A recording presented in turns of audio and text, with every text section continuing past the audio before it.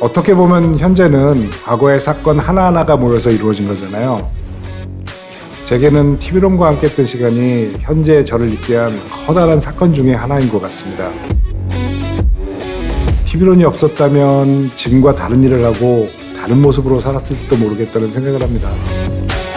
그래서 TV론을 복원하는 건 단순히 물리적으로 차를 다시 소유하는 게 아니라 TV론을 타면서 겪은 감정과 추억, 그리고 그 당시의 저를 다시 한번 느껴보는 아주 엄청난 일이죠.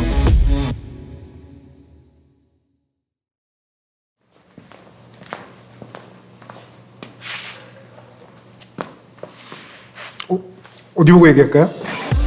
안녕하세요. 허장혁입니다. 현재 독일계 자동화 설비회사의 한국지사 대표로 일하고 있고 최근에는 TV론 복원을 시작했습니다. 30년이 다 되는 것 같아요. TV론을 처음 본 날이요. 그때는 감성을 그렇게 막 자극하는 그런 국산차가 별로 없었어요. 근데 TV론을 딱 보자마자 이렇게 푹 하는 그런 느낌 있죠. 어우, 정말 갖고 싶다. 정말 멋지다. 쉬운 일은 아니었거든요. 그런 차를 탄다는 것은 자신이 일반적이기보다는 뭔가 좀 개성이 강하고 좀 더 다이나믹한 삶을 산다, 그런 거에 상징이 될 수 있었기 때문에 젊은 층에서 특히 많은 호응을 받았던 것 같고, 저 또한 그것에 매료돼서 정말 열정적으로 TV론 오너의 생활을 했었습니다. 국내에서 가장 큰 TV론 동호회 회장까지 했으니 말 다 했죠. 현대자동차에는 TV론 이전에 스쿠프라는 쿠페가 있었어요. 스쿠프는 국산 쿠페로는 첫 모델이었고 독자 개발 엔진을 처음 탑재한 차종으로서의 의미가 큽니다만 100% 국산화를 이룬 첫 번째 스포츠카라고 하긴 어렵습니다. 디자인은 물론 엔진과 플랫폼까지 모두 독자 개발한 TV론이야말로 첫 국산 스포츠카였다고 할 수 있죠. TV론은 해외에서 현대차의 위상을 높인 모델이기도 합니다. 당시 해외 매체들은 실용적인 차를 주로 개발하는 현대차에 큰 관심을 갖지 않았습니다. 그런데 TV론이 등장하면서 이런 기류가 좀 바뀌기 시작했죠. 여러 해외 매체들은 현대차가 주목할 만한 쿠페를 세상에 내놨다며 TV론을 주요 기사로 다뤘습니다.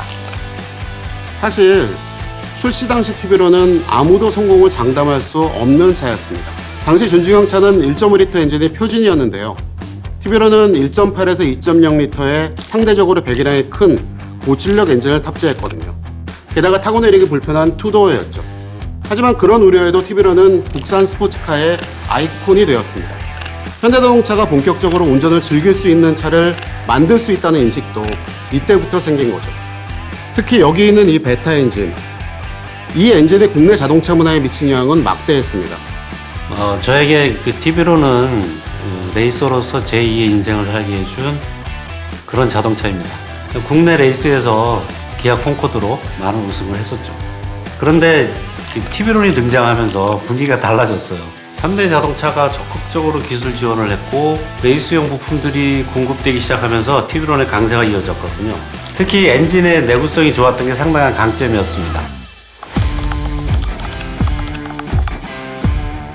TV론은 국내 모터스포츠 판도를 바꾼 모델이기도 합니다. 당시 국내에서 펼쳐야 될 레이스를 완전히 주도했어요.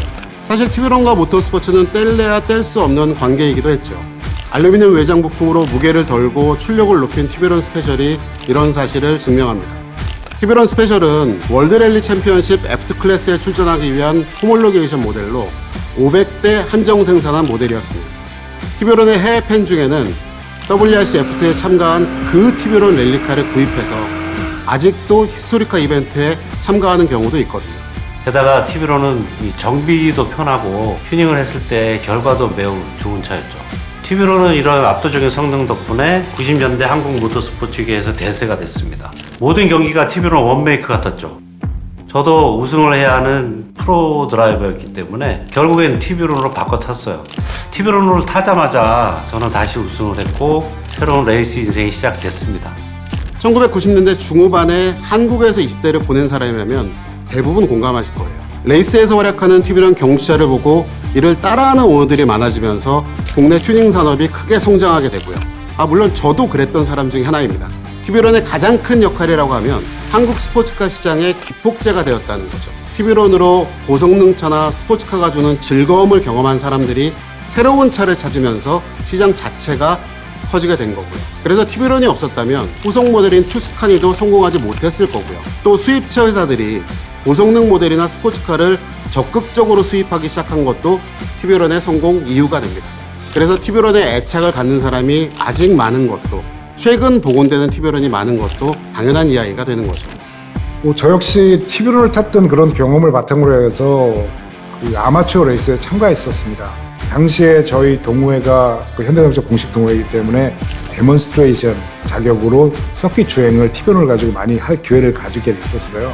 그때 서킷을 주행하면서 드라이빙의 묘미를 깨닫게 됐고, 저희 동호회원 몇몇과 함께 정식으로 원메이크 레이스 클릭 페스티벌에 참여를 하게 됐죠. 아반떼 월드 프리미어 영상에서 저희는 굉장히 의도적으로 티비론을 등장시켰습니다. 가장 처음 운전을 익히는 모습과 레이스트랙에서 달리는 모습들, 그런 것들이 저희의 진짜 스토리였거든요. 그런 의미에서 제게 티비론은 꿈과 현실을 연결해준 정말 중요한 존재라고 할 수 있습니다. 티비론 스페셜을 타면서 정말 경량화의 맛도 느끼고 레이스트랙에 자주 갔던 기억도 나네요. 티비론과 함께하며 키운 이런 고성능 차에 대한 열망을 대한민국 사람으로서 대한민국에서 가장 큰 자동차 회사인 현대차에서 직접 만들고 실현해보고자 입사했고, 지금까지도 고성능 M브랜드의 한 사람으로 정말 열심히 달려왔습니다. 물론 티비론과 M브랜드가 기술적으로나 성능적으로 직접적인 연관이 있다고는 할 수 없습니다. 하지만 M브랜드가 자동차와 운전을 정말 열정적으로 좋아하는 사람들이 모여서 만든 훌륭한 결과물이라는 것을 생각해보면 결국 티비론에서 시작된 고성능차에 대한 열정과 의지가 M브랜드의 정신적인 밑거름으로 작용한 것이라고 할 수 있습니다. 저 역시 열정적으로 티비론을 탔습니다. 하지만 이제 아이가 하나 더 생기면서 어쩔 수 없이 티비론을 잊고 살게 되더라고요. 그러다가 문득 지금이 아니면 이젠 티비론을 다시 타볼 수 없겠다는 그런 생각이 들었어요. 요즘은 길에서 티비론을 만나는 것도 쉽지가 않잖아요. 그래서 복원을 하겠다는 마음을 먹었죠. 처음 느꼈던 그때 그 컨디션의 티비론을 꼭 다시 타보고 싶습니다. 운동 성능까지 새 차 상태로 복원하려면 일단 차체가 튼튼해야 합니다. 복원의 스케일이 이렇게 커지면 다른 부분도 꼼꼼히 손보는 것이 좋습니다. 경험상 오래된 차의 경우에는 그간의 정비 이력을 파악하기 어렵고, 그로 인해 여러 가지 사이드 이펙트가 생길 수 있습니다. 따라서 엔진의 변속기는 물론 배선과 같은 전장류까지 모두 교체하는 것이 좋습니다. 제가 바라는 건 딱 하나예요. 이젠 세월이 흘러서 티비론도 나이가 들고 저도 나이가 들고, 그래서 차 자체를 복원하는 것도 중요하지만 그 당시에 저를 훨씬 활력이 넘쳤고 또 홀쭉했던 저를 다시 한번 느껴보는 거. 그래서 복원이 끝나면 다시 젊어진 티비론을 타고 다시 젊어진 저의 마음이 되어서 함께 서킷을 달려보고 싶습니다.